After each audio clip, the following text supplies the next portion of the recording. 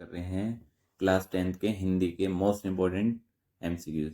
अब जो आपका एग्ज़ाम आ रहा है तो इसके लिए मोस्ट इम्पोर्टेंट एमसीक्यूज हैं, तो इसकी आप प्रैक्टिस कर लीजिए। तो इसमें फर्स्ट एमसीक्यू क्या है हमारा, रीति काल का दूसरा नाम क्या है? श्रृंगार काल, भक्ति काल, व्याकरण काल या काव्य शास्त्र काल। तो इसका दूसरा नाम क्या है रीति काल का? वो है आपका श्रृंगार काल। तो इसका ये फर्स्ट वाला आंसर आ गया। नेक्स्ट है भक्ति काल की रचना इसमें से कौन सी है? साकेत, विनय पत्रिका, लहर या प्रेम माधुरी। तो इसकी जो भक्ति काल की रचना कौन सी है? विनय पत्रिका। जो मोस्ट इंपॉर्टेंट एमसीक्यूज हैं वो बता रहे हैं आपको।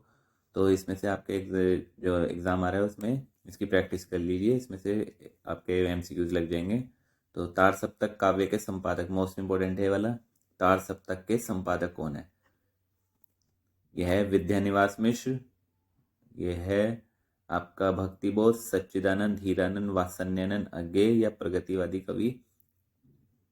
तो इसके अंदर आपका हो गया विद्या निवास मिश्र या भक्ति बोध है, सच्चिदानंद, हीरानंद, वात्सल्यानंद अज्ञे। तो इसका जो आंसर आएगा ये है। तो तार सप्तक के संपादक से आपको याद रखना, कई बार आपका ये अज्ञे भी लिखा हो जाता है, पूरा नाम भी आ जाता है। नेक्स्ट है प्रगतिवादी कवि नहीं है, जयशंकर प्रसाद, सुमित्रानंदन, रामधारी सिंह दिनकर या सूर्यकांत त्रिपाठी निराला। तो इसमें कौन नहीं है प्रगतिवादी कवि? जयशंकर प्रसाद।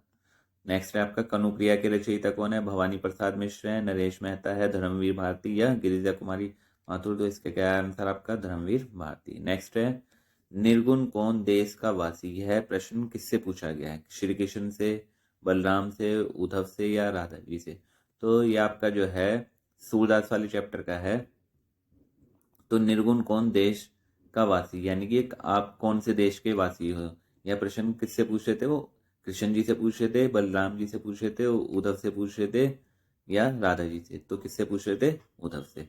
तो ये इंपॉर्टेंट है आपका, जो है आपका सेकंड चैप्टर है सूरदास का, तो उसमें से लिया गया क्वेश्चन। नेक्स्ट है हमारा, नेक्स्ट एमसीक्यू है तुलसीदास की रचना बताइए आप इसमें से। विनय पत्रिका है, श्री कृष्ण गीतावली है, श्री रामचरितमानस है, ये सभी। तो विनय पत्रिका, श्री कृष्ण गीतावली, श्री रामचरितमानस, ये सारी किसकी हैं? तुलसीदास की। तो आप तीनों भी लर्न कर सकते हैं, या ये आपका इसका ऑप्शन तो आ जाएगा ये सभी। तो नेक्स्ट है वन पथ पर कविता किस कृति से संबंधित है? जानकी मंगल से, पार्वती मंगल से, रामज्ञा प्रश्न से या कवितावली से। तो ये किससे ली गया है? कवितावली से। नेक्स्ट है हमारा रसखान की रचना क्या है? अवधि है, ब्रजभाषा है, बुंदेली, कन्नौजी। तो रसखान की जो ब्रजभाषा, रसखान जी ने किसके बारे में? श्री कृष्ण के बारे में बताया, तो इनकी ब्रजभाषा है। नेक्स्ट है गागर में सागर भरना सूक्ति किस कवि के लिए प्रसिद्ध है? ये तो आपको पता ही होगा, बिहारी जी के लिए, कबीरदास के लिए, तुलसीदास के लिए, सूरदास जी के लिए या बिहारी के लिए? तो बिहारी जी के लिए। नेक्स्ट है चीटी कविता के अनुसार चीटी क्या नहीं है? चीटी वाले चैप्टर पढ़ा ना आपने, तो उसके अंदर है कि जीवन के या असमर्थनीय है या श्रमजीवी नहीं है। तो अक्षय यह आपकी है कि असमर्थ, यानी कि चीटी जो है किसी भी काम में असमर्थ नहीं है। तो चीटी वाला जो चैप्टर सुमित्रानंदन पंत जी द्वारा लिखा गया है, तो इसके अंदर आपको बताना है चीटी क्या नहीं है? असमर्थ नहीं है, यानी कि ये हर कार्य करने के लिए प्रेरित रहती है। नेक्स्ट है पुष्प की अभिलाषा कविता किस काव्य संकलन से संकलित है? साहित्य देवता से, हिमतरंगिणी से या युगचरण से या बंधन मुख से। तो ये किससे लिया गया है? युगचरण से। पुष्प की अभिलाषा ये आपका लिखा गया माखनलाल चतुर्वेदी द्वारा। नेक्स्ट है साकेत रचना किसकी है? महादेवी वर्मा की है, सुमित्रानंदन पंत की है, जयशंकर प्रसाद, मैथिली शरण गुप्त। तो साकेत आपको याद रखना किसकी है? मैथिली शरण गुप्त की। अब है प्रिय प्रवास, ये भी इंपॉर्टेंट है आपका। प्रिय प्रवास किसकी रचना है? प्रिय प्रवास है आपकी जयशंकर प्रसाद, श्रीधर पाठक या अयोध्या सिंह उपाध्याय हरिओत। तो अयोध्या सिंह उपाध्याय हरिओत की है। अच्छा, नेक्स्ट है आपका साकेत किस युग की रचना है? अब युग कौन से हो गए? भारतेंदु युग के हैं, द्विवेदी युग की है, प्रगतिवादी युग की है, छायावादी युग की। तो ये किसकी? आपकी द्विवेदी युग की। अब आगे आपके ये तो थे आपके इसमें से, जैसे आपके गद्य और पद का इतिहास जो था। अब है इसके आपके जैसे व्याकरण में हास्य रस का स्थायी भाव आपको पता होगा। एक हास्य रस है, एक आपका है करुण रस। करुण रस का शोक होता है और हास्य रस का क्या होता है? हास। तो आपके एमसीक्यूज इस फॉर्म में बन के आएंगे आपके। तो इंपॉर्टेंट एमसीक्यूज हैं, वही बता रहे हैं आपको। कौन सा संचारी भाव हास्य रस का नहीं है? हास्य में हास्य के बारे में बताते हैं, चपलता हैगा उसमें, कंपन हैगा, उत्सुकता है, तो उन्माद नहीं है। तो कौन सा संचारी भाव नहीं है? उन्माद। नेक्स्ट है किसी प्रिय वस्तु अथवा व्यक्ति के विनाश से उत्पन्न दुख की संवेगात्मक स्थिति को क्या कहते हैं? वियोग श्रृंगार, संयोग श्रृंगार, करुण रस या भयानक रस। अभी बताया ना, जो दुख की बात हो गई वो हो गया करुण रस, और जो हंसी की बात हो गई वो हो गया हास्य रस। नेक्स्ट है, किस रस में प्रिय व्यक्ति अथवा वस्तु के विनष्ट होने का दुख होता है, वो भी आपका किस में होता है, करुण रस में। अब बताइए, अलंकार का शाब्दिक अर्थ क्या होता है, आनंद होता है, सौंदर्य होता है, आभूषण। तो अलंकार का क्या होता है, आभूषण। अच्छा जी, नेक्स्ट आपका है क्वेश्चन,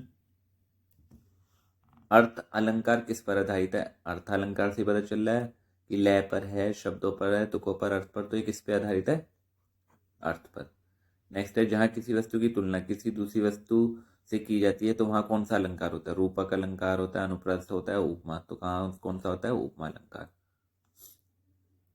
जिस प्रसिद्ध वस्तु से उपमेय की तुलना की जाती है उसे क्या कहते हैं, किसी की तुलना की जाती है ना उपमेय में उपमान की जो करते हैं, तो वो उपमान से की जाती है। अच्छा, नेक्स्ट है आपका, जहां उपमेय पर उपमान का भेद आरोपित किया जाता है तो वहां कौन सा अलंकार होता है, रूपक अलंकार। नेक्स्ट है आपका, तो आपको यह भी ध्यान में रखना है कि रूपक, उपमा और उत्प्रेक्षा। उपमा की जो पहचान है कि अगर आपको कोई एग्जाम्पल दिया हुआ है तो कैसे पता लगाएंगे उपमा अलंकार है, सा सी से सम सरिस समान, ये वाले वर्ड आ जाते हैं तो आपका उपमा अलंकार होता है। रूपक में क्या होता है, रूपक अलंकार में बीच में इस टाइप से आता है डैश, तो वो रूपक अलंकार हो गया। और उत्प्रेक्षा अलंकार में क्या होता है आपका, उत्प्रेक्षा अलंकार में मनु, मनो, जनु, जनो, ये सारे वर्ड आते हैं तो वहां पे उत्प्रेक्षा अलंकार होता है। नेक्स्ट है, जैसे जीवन तरु की महिमा न्यारी, पंक्ति में कौन सा अलंकार है। अब देखिए यहाँ पे आगे बीच में हाइफन डैश आ गया, तो इसमें कौन सा अलंकार है, रूपक अलंकार। पायो जी में राम रतन धन पायो, पंक्ति में कौन सा अलंकार है, इसमें भी पायो जी यहाँ पे आएगा ना, पायो जी में राम रतन धन पायो, तो ये भी रूपक अलंकार है। अब ये बताइए, उत्प्रेक्षा अलंकार का इसमें से वो एग्जाम्पल कौन सा है, मुनिपद कमल बंदी दो भ्राता, या दादुर धुनी चहु दिशा सुहाई, वेद पढ़ी जन जनु आ गया। तो ये वाला आपका है उत्प्रेक्षा अलंकार का। अब ये बताइए, छंद में प्राय 4 पंक्तियां होती है, प्रत्येक पंक्ति को क्या कहते हैं हम, चरण, मुख, कर्ण या गुण, तो उसे क्या कहते हैं हम, चरण। प्रत्येक, अब छंद होता है ना आपका, छंद में दोहरा छंद हो गया, सोरठा छंद हो गया, चौपाई हो गई, ये सब छंद हो गए आपके। तो जो उसमें जो प्रत्येक जो लाइन होती है उसे हम क्या कहते हैं, पंक्ति जो होती है उसे क्या कहते हैं, चरण कहते हैं। नेक्स्ट हमारा सोरठा छंद की प्रत्येक पंक्ति में कुल कितनी मात्राएं होती हैं।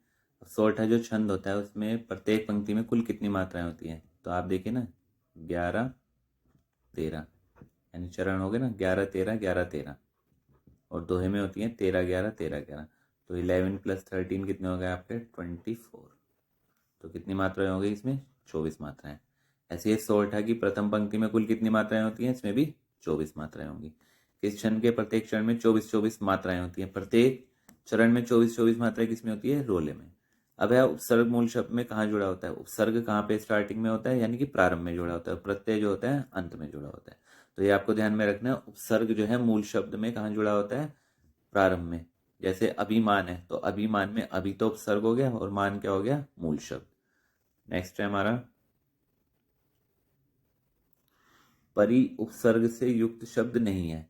पर्यावरण में परि आ रहा है, पर्यटन में आ रहा है, परिचालक में आ रहा है, परिंदा, यानी कि वो हटाने के बाद आप देखिए, जो जैसे पर्यावरण है, परि आवरण, यानी कि पर्यटन अटन, या परिचालक, यानी कि मूल शब्द भी रहना चाहिए। परि परि लगा दे तो नंदा रह जाएगा, तो इसमें हमारा मूल शब्द कौन सा नहीं है, यानी कि परि उपसर्ग से युक्त शब्द कौन सा नहीं है, परिंदा।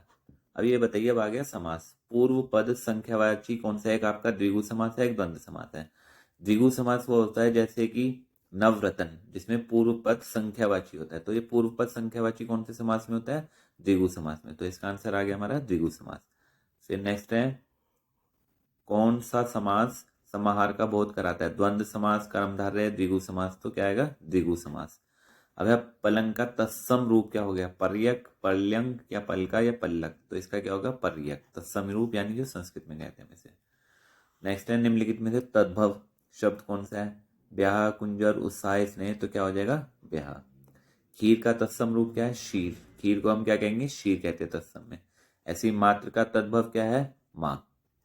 और हमारा नेक्स्ट है, कोयल का स्वर बहुत मधुर होता है, रेखांकित अंश का पर्यायवाची, तो क्या होगा, कोयल का पर्यायवाची क्या हो जाएगा हमारा, पिक। तो आपको मोस्ट इंपॉर्टेंट एमसीक्यूज बताएं, आप इसकी प्रैक्टिस कर लीजिए, आपका एग्जाम आ रहा है तो इसके लिए आप इसकी प्रैक्टिस कीजिए। और नेक्स्ट वीडियो के लिए आप हमारी चैनल को सब्सक्राइब कीजिए, वीडियो को ज़्यादा से ज़्यादा शेयर कीजिए, लाइक कीजिए। और कुछ प्रॉब्लम हो तो आप डिस्कस कर सकते हैं। Okay, thank you student.